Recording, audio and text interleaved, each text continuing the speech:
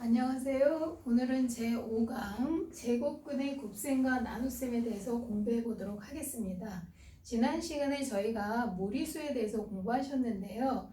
무리수란 무엇이냐 하면 순환하지 않는 무한소수로 근호, 곧 루트를 사용해서 나타내는 수들이고 이것을 중학교 3학년 올라서 지금 처음 배우게 되는 수거든요.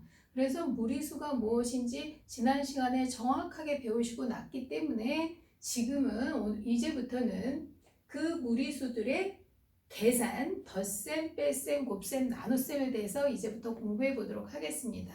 그 중에 오늘은 곱셈과 나눗셈을 배우실 건데요.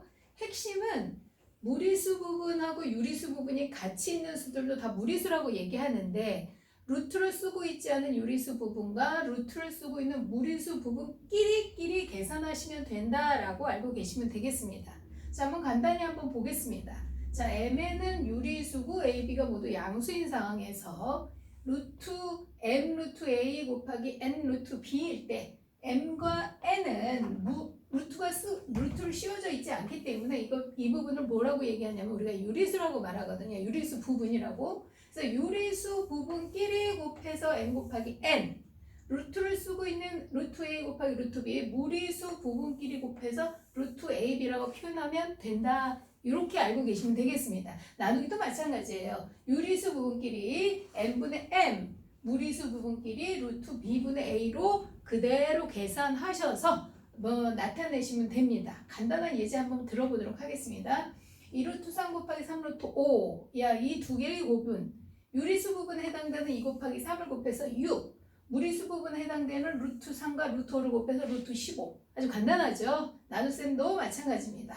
유리수 부분에 해당되는 2와 3의 3분의 2 그 다음에 무리수 부분에 해당되는 루트 3과 루트 5끼리 계산해서 루트 5분의 3 이렇게 표현하시면 됩니다. 별로 어렵지 않을 것이라고 생각됩니다. 자, 그런데 이제 이렇게 무리수의 계산, 곱셈, 나눗셈을 하고 나서 이제 여러 가지 변형되는 식들을 알고 계셔야 되는데요. 식의 변형이란 무엇이냐 하면 a 루트 b처럼 유리수 부분과 무리수 부분이 있는 이 수에 이 a 유리수 부분을 루트 안으로 집어넣는 방법 또는 루트 안에서 일부가 제곱이 돼서 이 제곱되는 부분을 루트 바깥으로 빼는 방법 이것을 자유자재로 하실 수 있어야 된다는 얘기인데요.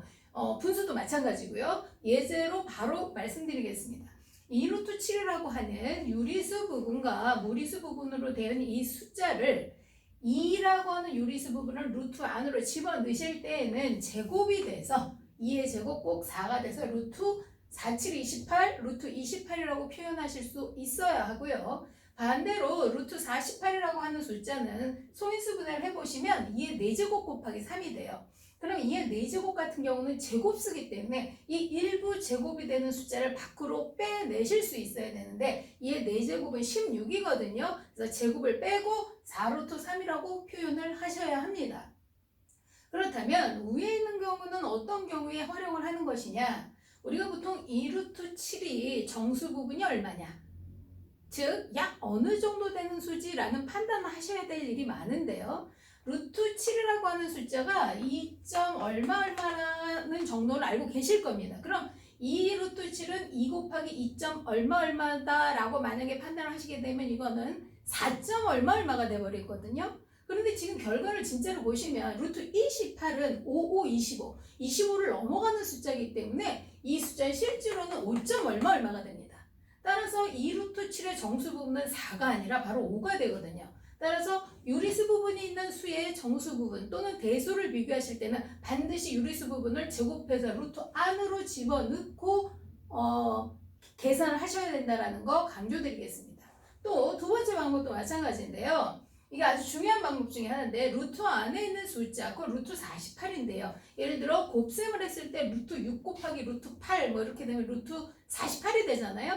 이렇게 루트 6 곱하기 루트 8에서 루트 48이 되면 그대로 드시는 게 아니라 소인수 분해를 해서 이렇게 일부가 제곱이 되면 제곱되는 부분을 반드시 바깥으로 빼내셔서 유리수와 무리수 형태로 나타내야 되고 이제부터는 모든 무리수의 계산에서는 루트 부분을 최소의 자연수의 형태로만 나타내셔야 된다는 거 꼭 기억하시기 바랍니다.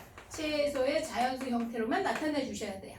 자, 이렇게 근호가 있는 식의 변형 루트 안으로 넣었다 뺐다 유리수 부분을 자유롭게 좀 하셔야 되고요. 자, 그 다음에 계산 결과가 만약에 분모에 무리수가 있는 경우는 분모를 유리수로 고쳐서 표현해 주셔야 되는데요. 이것을 우리는 분모의 유리화라고 합니다. 자, 분모에 있는 무리수를 유리수로 바꿔라. 분모에 무리수가 있다. 무슨 말이에요? 분모에 루트를 쓰고 있는 숫자들이 있다. 근데 그걸 유리수로 바꾼다? 루트를 없애달라라는 뜻인데 루트를 없애는 방법은 당연히 제곱하는 방법이죠. 요거는 바로 그냥 예제로 설명해 드리는 게 나을 것 같아서 예제만 들어드리겠습니다.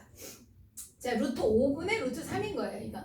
루트 5분의 루트 3은 루트 5가 무리수기 때문에 유리수로 고치기 위해서는 제곱이 되게 하기 위해서 루트 5를 곱해 주셔야 되고 당연히 분자 분모와 같은 수를 곱하셔야 됩니다.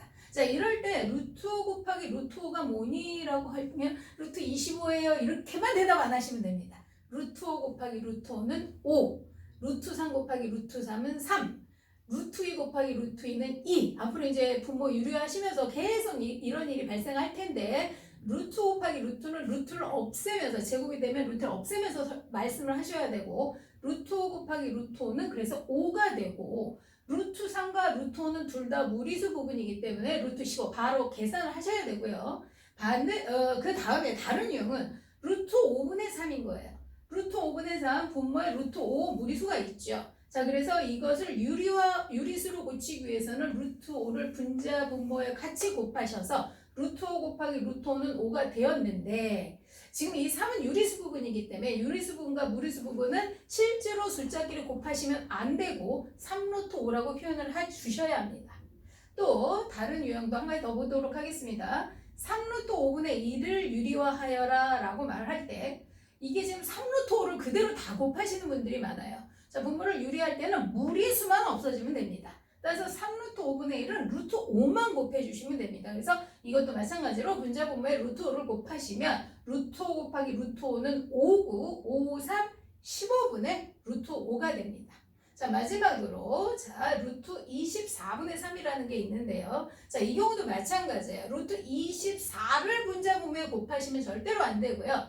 루트 24, 아까 여기서 잠깐 설명드렸지만 루트 안에 있는 숫자는 최소의 자연수 형태로 만들어야 되기 때문에 루트 24가 4, 6, 24잖아요. 그러니까 4가 2의 제곱이기 때문에 2로 유리수 부분은 빼내고 2 루트 6분의 3으로 바꾸시고 분모를 유리화하실 때에는 루트 6 부분만 더 곱해 주셔야 하며 루트 6 곱하기 루트 6은 6이고 6이 12분의 3 루트 6이죠. 이거 유리수 부분, 무리수 부분이니까 계산이 안 되면서 3 루트 6으로 계산을 하시면 12분의 3의 요 유리수 부분이 또 약분이 돼요. 약분 반드시 하셔야죠. 그래서 4분의 6, 루트 6으로 표현을 하셔야 합니다.